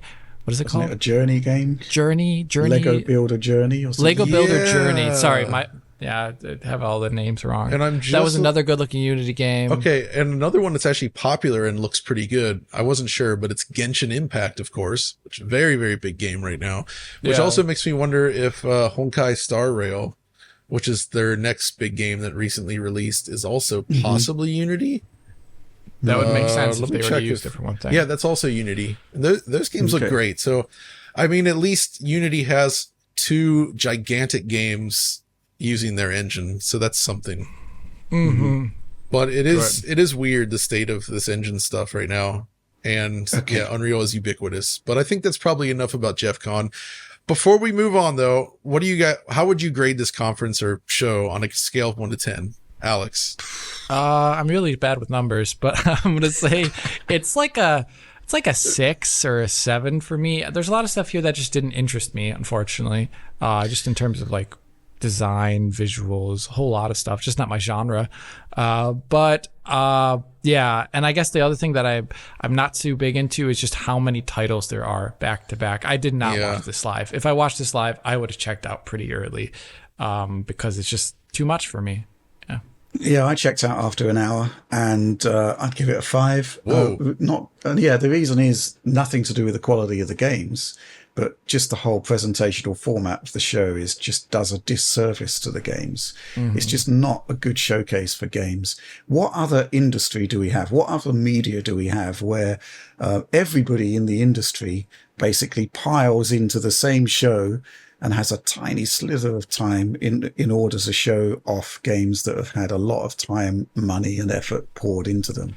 Right. Does the movie industry do it? No. Does the music industry do it? No. Does the TV industry do it? No. Hope not. And the reason why is because, it just doesn't work. You pour so much imagery into such a small space of time, and you just baffled, confused, and it takes something really special to actually stand out and make an impact. And it means that a lot of great games are being overlooked. And I just think the whole format is fundamentally flawed.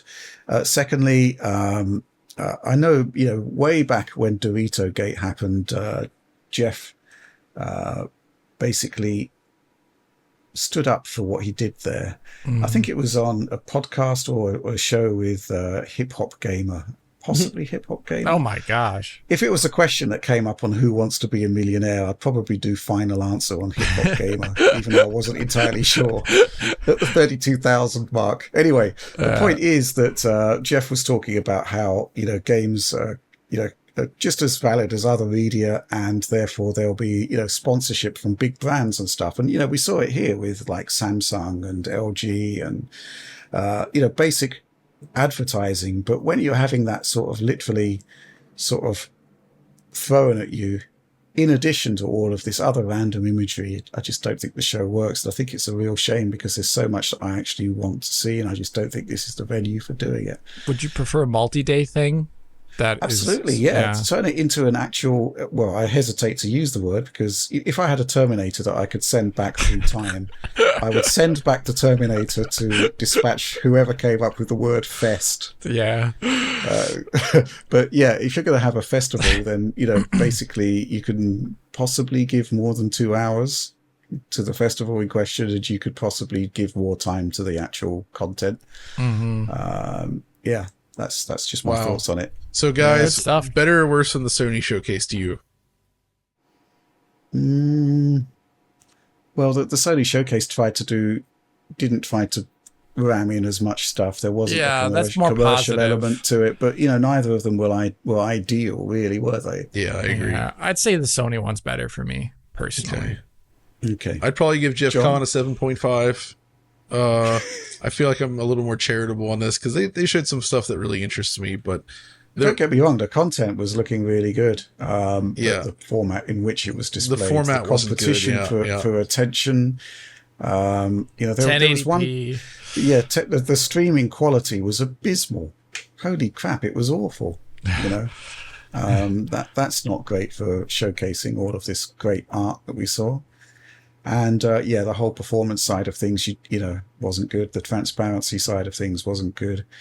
What can I say? I would say we need to do better, but Jeff's in his, he's found his form, so to speak. This is what he does. His final form. His final form. Remember, he started this from his spare bedroom in his house. Yeah. But guess what? Congrats. I'm still doing DF from the spare bedroom in my house. Same, we all? John. Aren't we Exactly. all? Dear.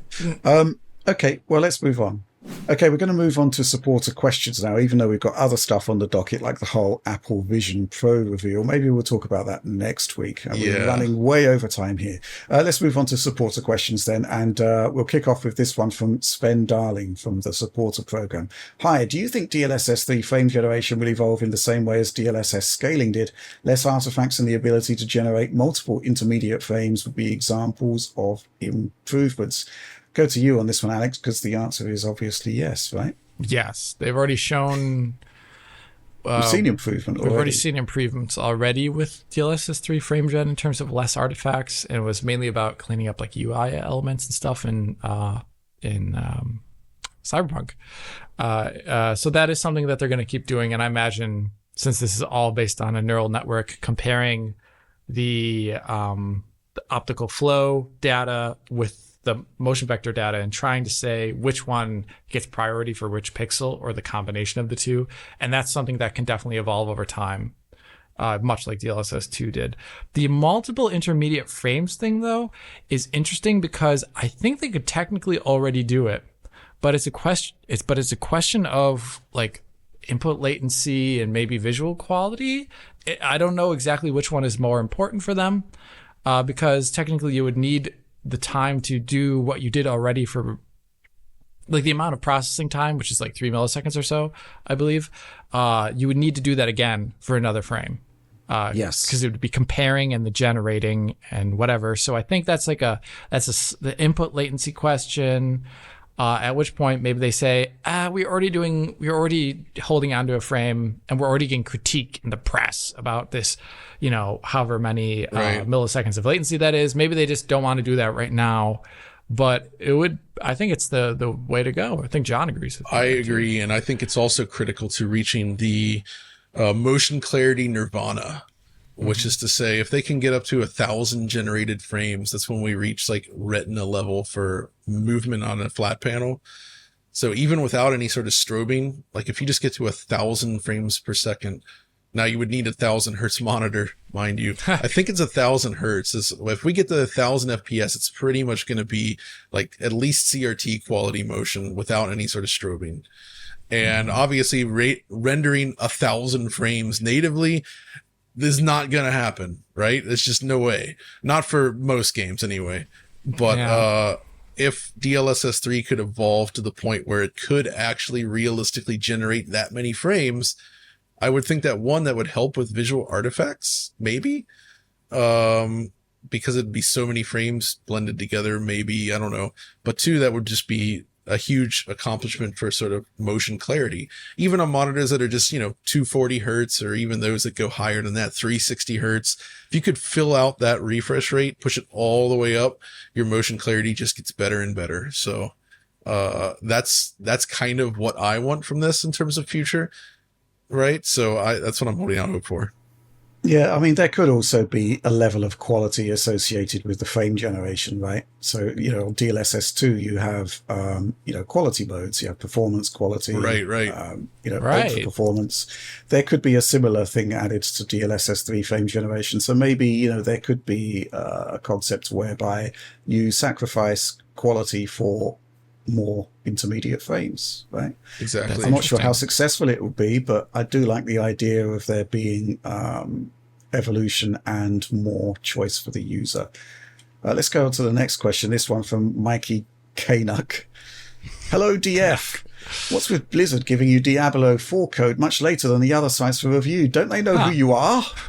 Thanks for all that you do. I'll answer that one quickly. Let's put it this way. There's perfectly valid reasons why you wouldn't want to give a review code to Digital Foundry. From a marketing perspective, maybe they know it's not great. Similarly, and certainly with the case of Diablo 4, the review code that actually went out to a lot of folks wasn't really...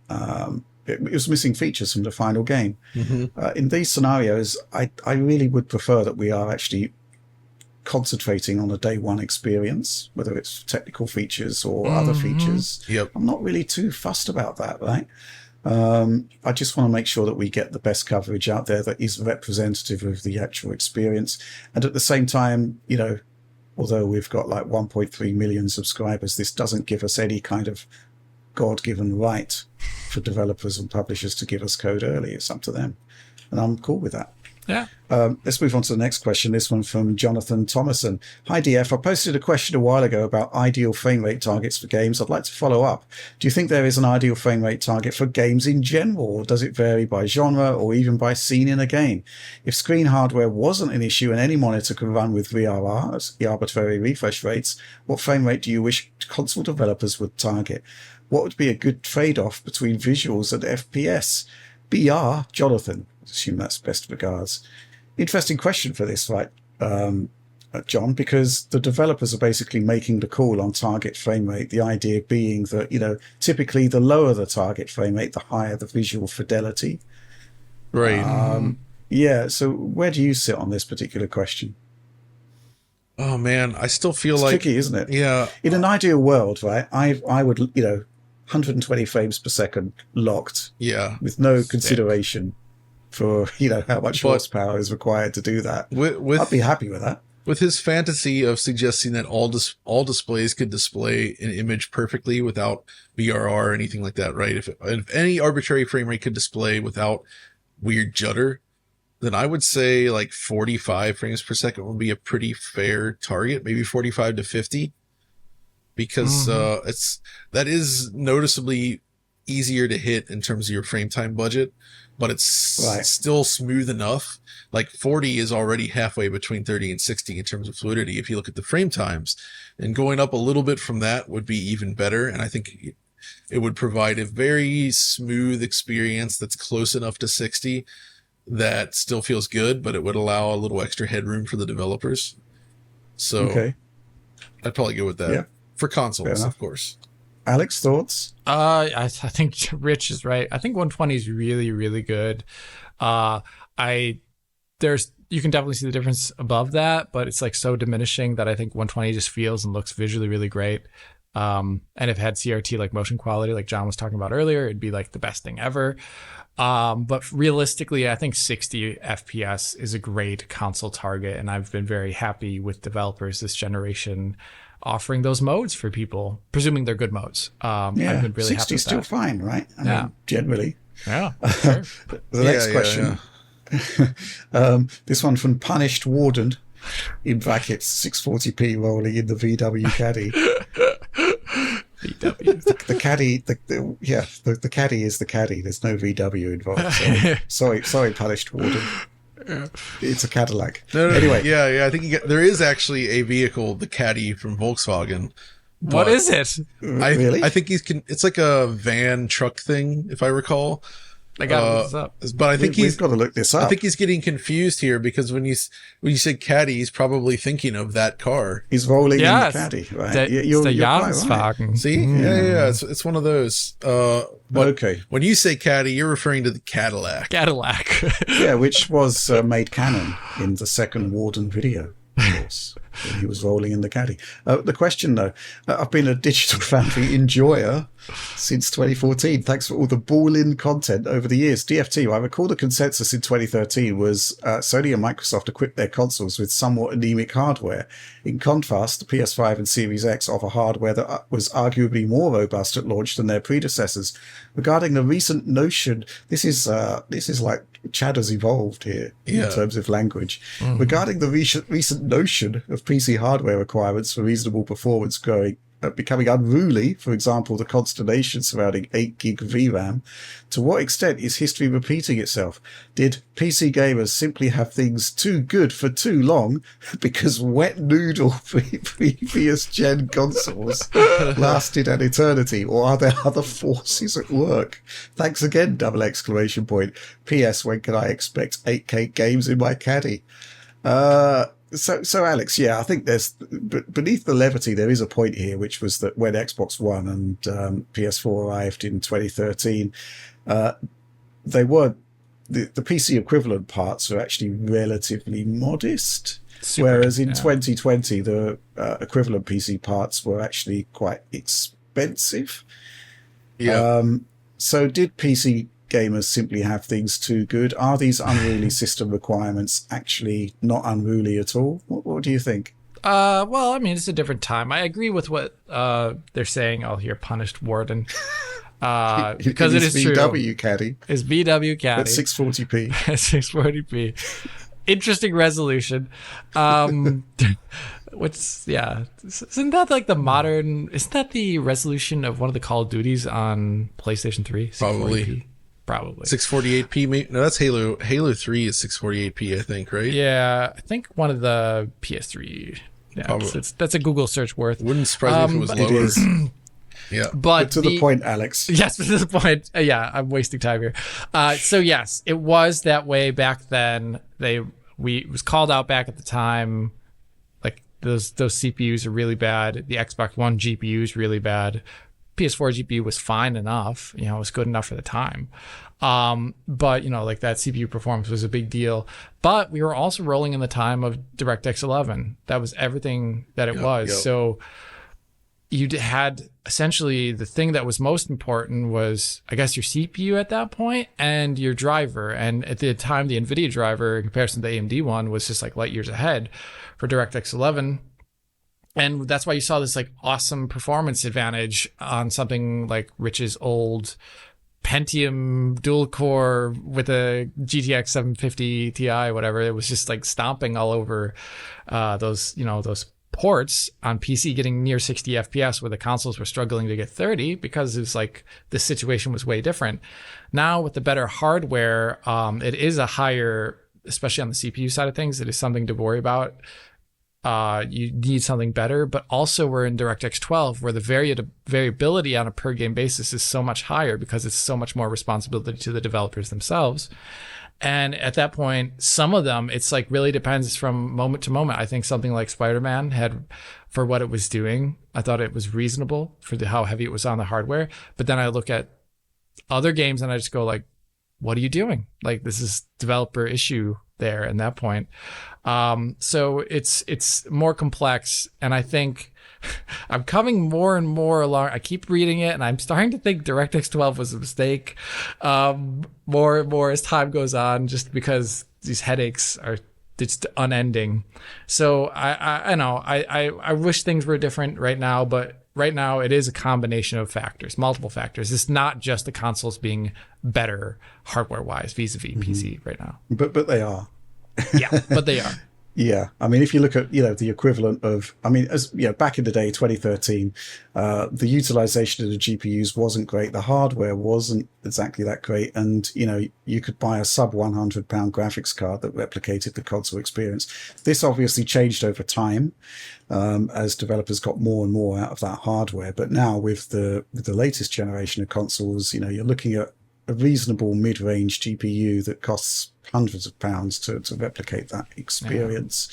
Yeah. So but John, did PC gamers simply have things too good for too long because wet noodle previous gen consoles lasted an eternity? Actually, I would say yeah. I think PC gaming changed, and it was during the PS360 era, because those consoles lasted forever.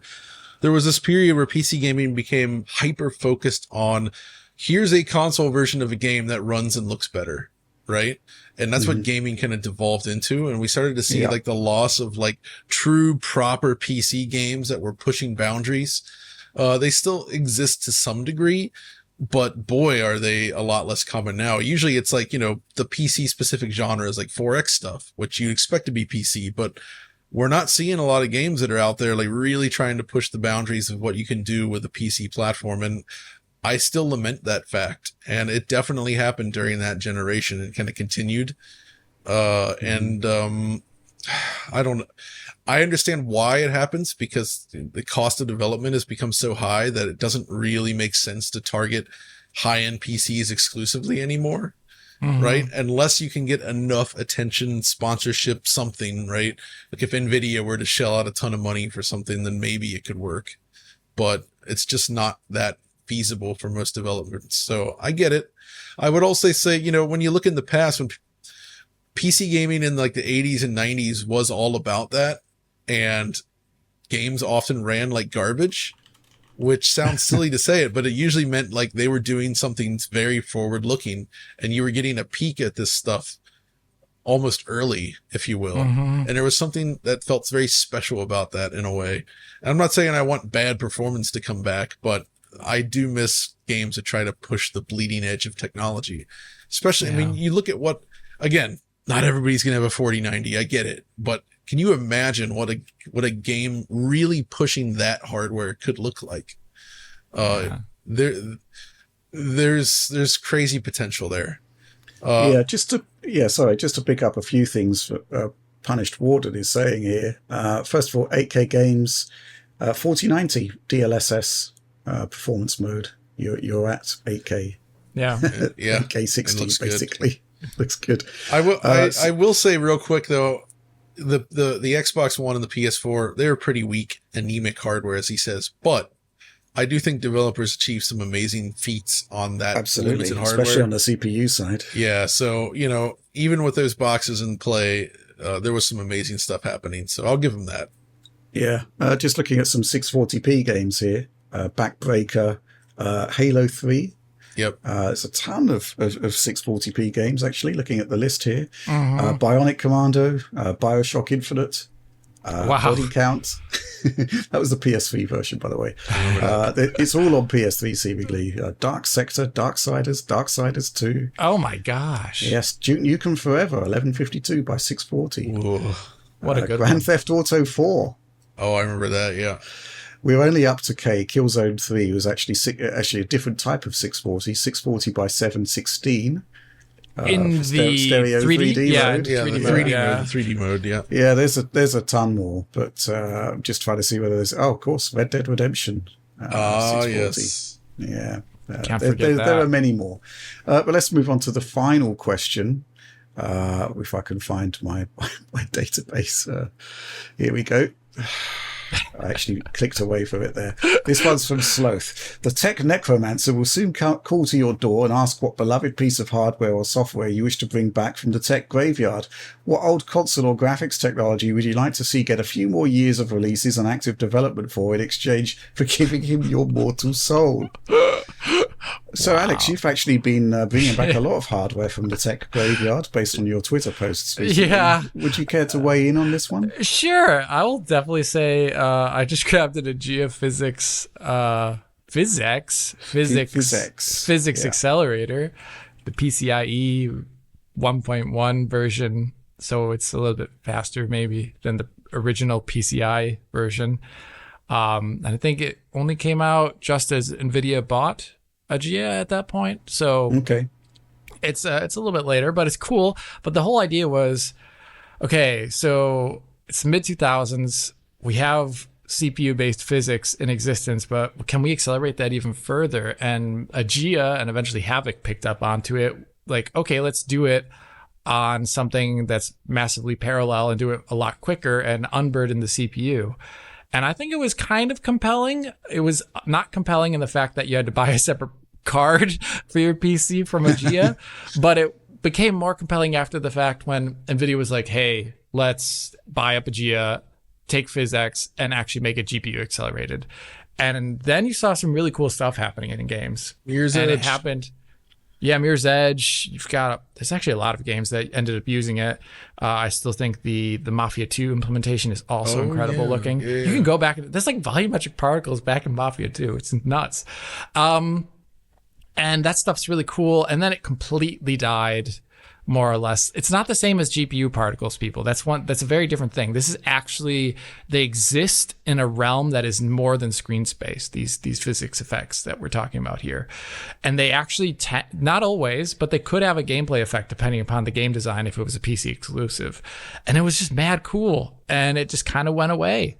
And I really wish GPU accelerated physics was a thing. And I think that thing that would have made it actually happen if it wasn't just, one IHV exclusive, NVIDIA exclusive. If it was an OpenCL thing, I think it would have caught on, actually.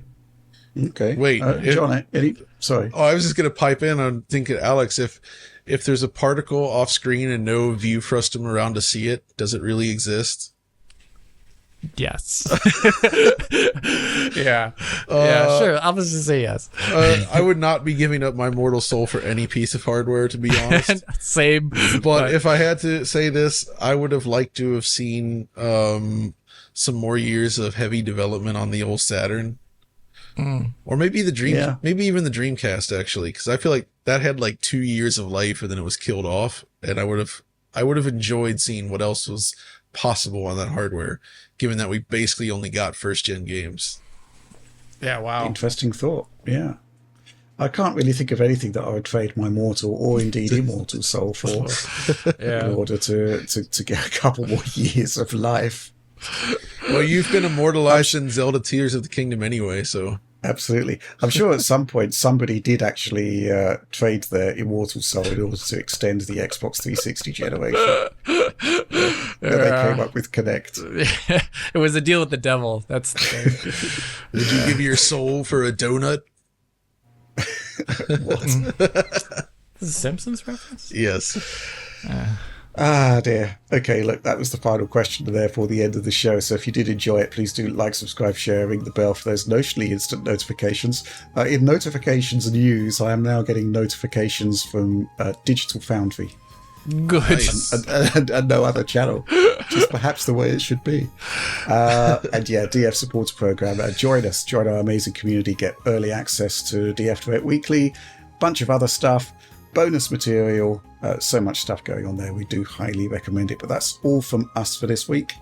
Thanks for watching.